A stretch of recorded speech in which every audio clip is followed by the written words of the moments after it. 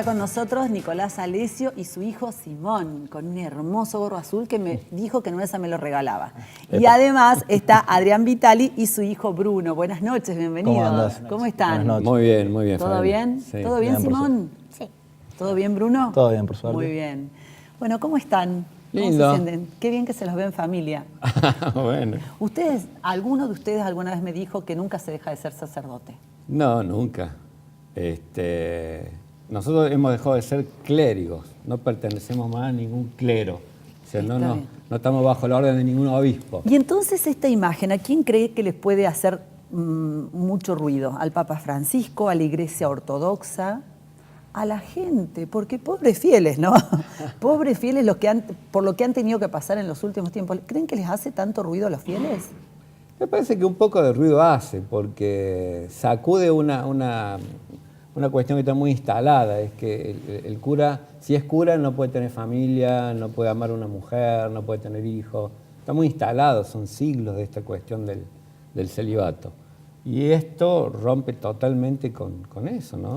Todo esto arranca, digamos, todos los problemas de los curas pederastas y demás. ¿Crees, Adrián, que arranca desde el momento mismo del celibato, de la prohibición, digamos, de hacer a puertas abiertas lo que se hace a puertas cerradas? Sí, yo creo que son dos cosas distintas, ¿no? Yo creo que no es una cuestión, que no hay una relación entre el celibato y la pederastía o los abusos.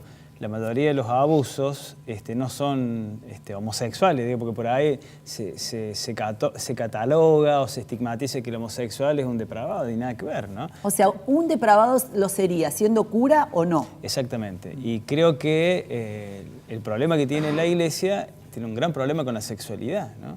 Y es una concepción que viene de hace siglos, que es una concepción de que el cuerpo es malo y el alma es buena, ¿no? Y no puede salir de ese encierro. Entonces, lo que hace es producir mucho dolor y frustración en las vidas humanas, ¿no? Claro. Por ejemplo, en el seminario te enseñan a que hay que amar a Dios sobre todas las cosas, pero el sacerdote con exclusividad, ¿no?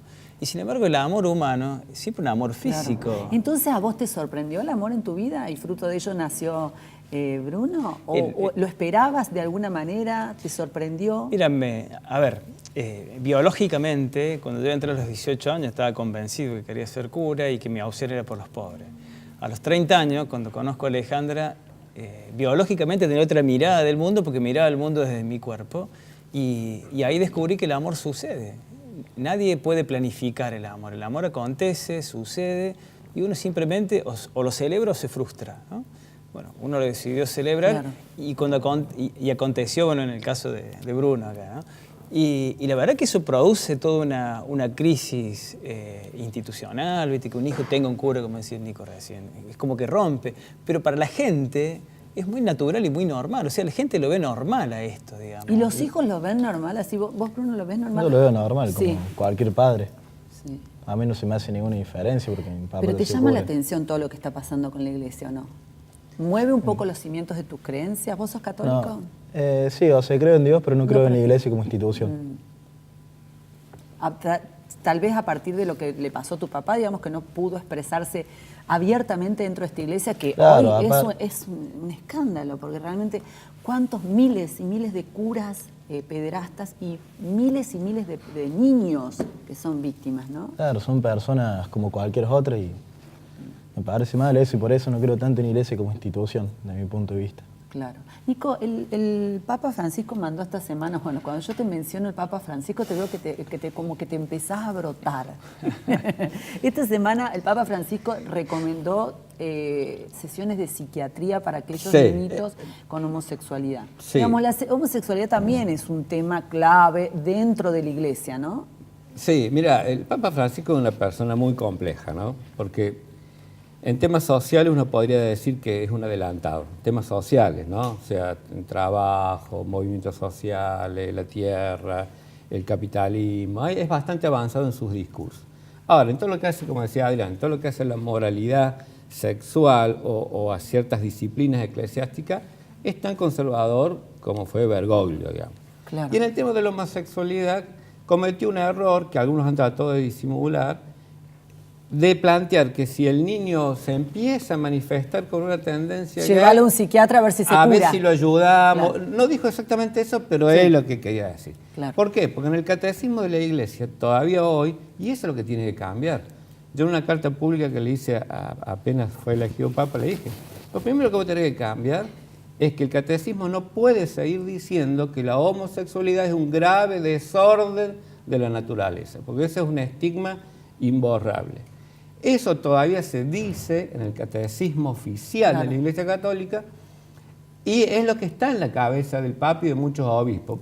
A veces primero lo curamos, si no lo curamos, bueno, lo toleramos. Pero ahora en épocas de éxodo de fieles, no necesitamos, poniéndome en lugar del Papa, ¿no necesita incluso a de los homosexuales pecadores para tenerlos de fieles? A ver, visto desde el punto de vista de tener más fieles, en realidad ese no sería el argumento. El argumento es que no puedes seguir pensando que una determinada orientación sexual, porque no coincide con lo que la Iglesia piensa, está mal, es pecado, es un error. Eso está totalmente superado, eso debiera ya revisarlo y sacarlo de contexto. Ay, Ahora, te quiero preguntar dos cosas antes que déjame se me decir una vaya. cosita. Sí. El Papa tomó nota de esta macana que dijo y en el papel oficial de Roma, cuando traducen toda la conferencia de prensa, está borrada la parte de la psiquiatría. Este consejo está borrado. O sea, hagamos como que no existen. A propósito de eso. Se dio cuenta que era algo que no va. A propósito de eso, del hagamos como que no existe. Yo estuve hace muy poco en Chile hablando con uno de las víctimas del cura Caradima, ¿no? Que era el confesor incluso de Pinochet. Y él me decía que le llamaba la atención que el Papa no conociera de esto, porque apenas llegó a Chile, dijo, son todas calumnias, pero y eran tumultos de denuncias. ¿Puede un Papa en el lugar donde está desconocer lo que pasa dentro de su iglesia? Primero, hay un documento que era del año 65, que es el crimen solicitaciones, que era el protocolo de cómo se manejaban ante los casos de pederastía, o de abuso o de cualquier situación relacionada con el tema de la sexualidad. O sea, un protocolo. Ese protocolo era un protocolo secreto que estaba en todos los obispados del mundo y en todas las congregaciones religiosas del mundo. O sea, todos sabían qué tenían que hacer. O sea, nadie puede decir que no sabía qué pasaba. Y esa actitud de que son calumnia era la primera actitud de la Iglesia para salvaguardar la institución. Claro. Entonces, ¿los pasos cuáles eran? A ver, si el tema se puede controlar en la familia, acá, que no salga, bárbaro. Si la familia seguía insistiendo o quería hacer una denuncia, se hacía un acuerdo económico. Por eso se quebró el obispado de Boston. Se hacía un acuerdo económico. Sí, un acuerdo económico. Para que no demanden. Para que no demanden, claro, para que no demanden. Y intentar tapar las cosas. Por eso cuando salta el tema en Boston, salta también el documento secreto, que era el crimen solicitación. Ahí se revela que había ese protocolo interno y que todos sabían. Juan Pablo II, ¿qué hizo? En ese momento era Juan Pablo II, lo que hace es sacar al arzobispo de Boston, Bernard Lepp, que era uno de los más poderosos, y se lo lleva a Roma dándole inmunidad diplomática, porque iba a ir preso en Boston. Claro. ¿No? Entonces lo pone en la iglesia de Santa María la Mayor, que creo que recién hace poquito Los Francisco lo conocidos sacó. retiros dorados, que los tienen ahí. Claro, bueno, y cobraba un sueldo en dólares, en euros, no sé en cuánto cobraba, o sea, lo habían llevado, lo habían premiado, ¿no? Entonces digo, todos saben lo que pasa. El problema de la Iglesia es que se presenta como una agencia internacional de moral, dándole consejo a todo el mundo, y cuando tiene que vivir lo que vive el mundo, lo vive peor que el mundo. Y no asume las responsabilidades que todos saben que ya existe. O sea, ¿cómo puede tapar esto? O sea, Francisco se queja o se escandaliza por lo de Chile o por lo de Irlanda, piden perdón y disculpa, y acá gracias sigue siendo cura, ¿no? Porque en ningún momento lo han reducido la historia laica. Nico, vos recién decías, le envié una carta al Papa y le decía, che, vos, primero, ¿vos crees que él la leyó? Y segundo, lo tratás como de igual a igual. ¿Vos no crees de eso de que el Papa es Dios en la tierra? No, por Dios, por Dios, no.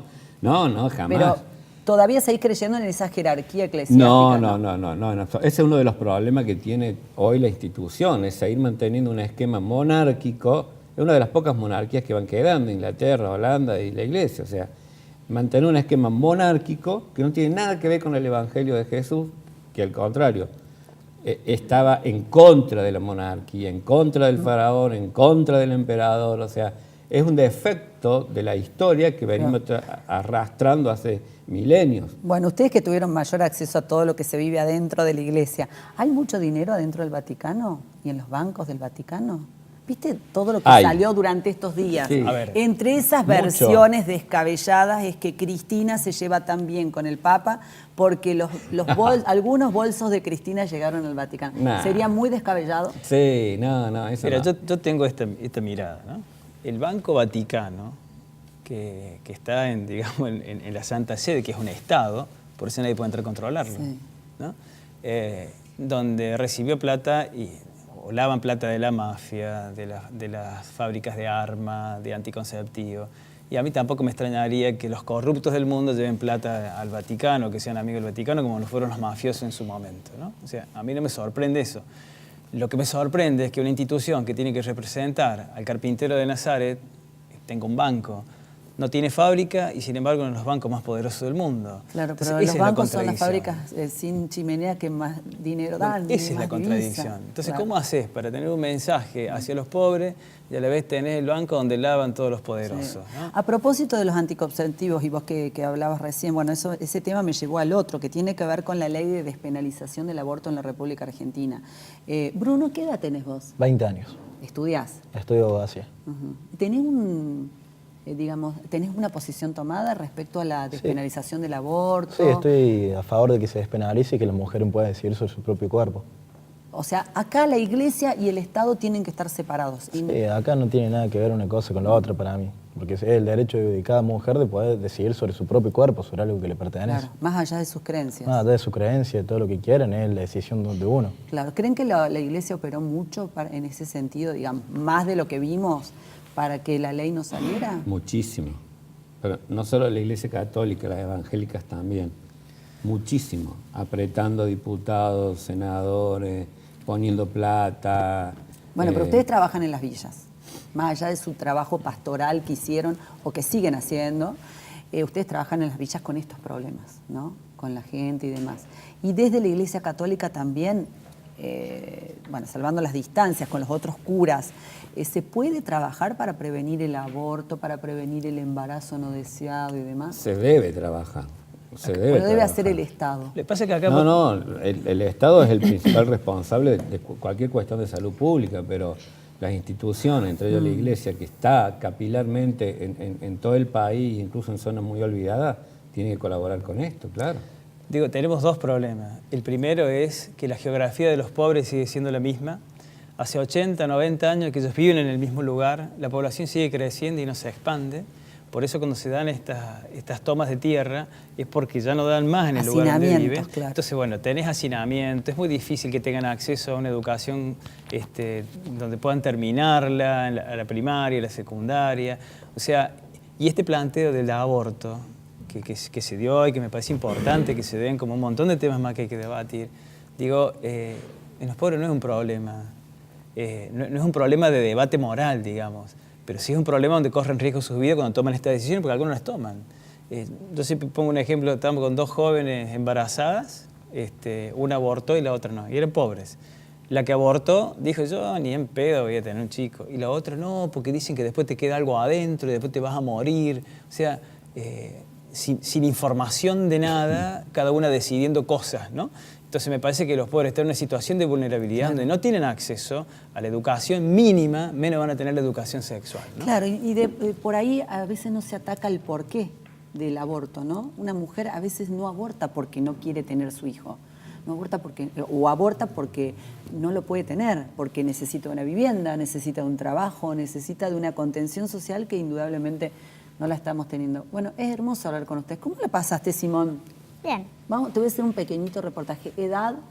7. ¿Vas al colegio? Sí. ¿Cuál es la materia más? Lengua. Lengua, no te gusta para nada. Matemáticas sí sos Sí. bueno para los números. Ah, muy bien. 7 años. ¿Y tenés pensado qué vas a hacer cuando seas grande? No. No. Nada. Ni bombero, cura, ¿no te gusta? No, ni ahí, ¿no es cierto? ¿Y vos, Bruno, decidiste abogacía? ¿Por algo Sí. en particular? Y porque me veo ahí, digamos. Me gusta mucho todo ese tema. No soy nada de números, era lo que más me gustaba, lo que más me llamaba la atención. Me decías que lo admirabas a tu viejo por la decisión que ha tomado, ¿sí? Sí, me Pareció muy jugado. Me pareció perfecto, o sea, para mí no tienen por qué, no sé, no la iglesia como alguien para decir que una persona no puede tener familia.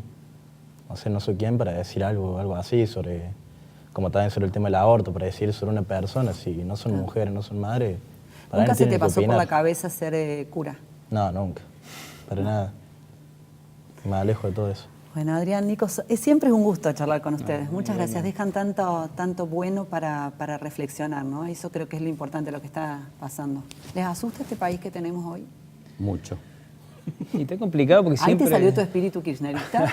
No, yo no soy kirchnerista. ¿Pero la volverías a votar Mucho. a Cristina? Yo creo que Cristina no va a ser la candidata, pero entre volver al macrismo... O sea, más vale malo conocido. Pero, a ver, por Dios, o sea, Fabiana, esto nos está llevando a estrellarnos así. Es terrible lo que está Más allá pasando. de los bolsos y los cuadernos y las Es que, cosas. a ver, Macri no tiene bolso porque tiene offshore. O sea, esto robaban ingenuamente con bolsos. O sea, la corrupción Adentro es de los transversal. bolsos no hay demasiada plata de los argentinos. Sí. Y afuera, ¿vos tenés idea cuántos? Y lo mismo que se están llevando los banqueros ahora con el tema del dólar que sube. Los que compran son los banqueros. ¿Cuánto se ha fugado? ¿Tenés idea de lo que se ha fugado en estos últimos El crédito del meses? Banco Mundial es para los banqueros. O sea, después lo tenemos que pagar todos nosotros. Saben que Pero- hace unos días estuve en Brasil y hablaba con un jovencito en la playa y le dije, ¿a quién votarías? Y me dijo, a Lula da Silva. Y le dije, ¿por qué? Me dice, porque robaba, pero distribuía. Era uno de los chicos muy pobres de Brasil. Y dije, qué lástima que terminemos pensando así en nuestra clase política, ¿no? Roban, pero distribuyen. Terrible. Gracias por su presencia. ¿eh? Nos vamos Gracias a a la vos, pausa. Fabiana.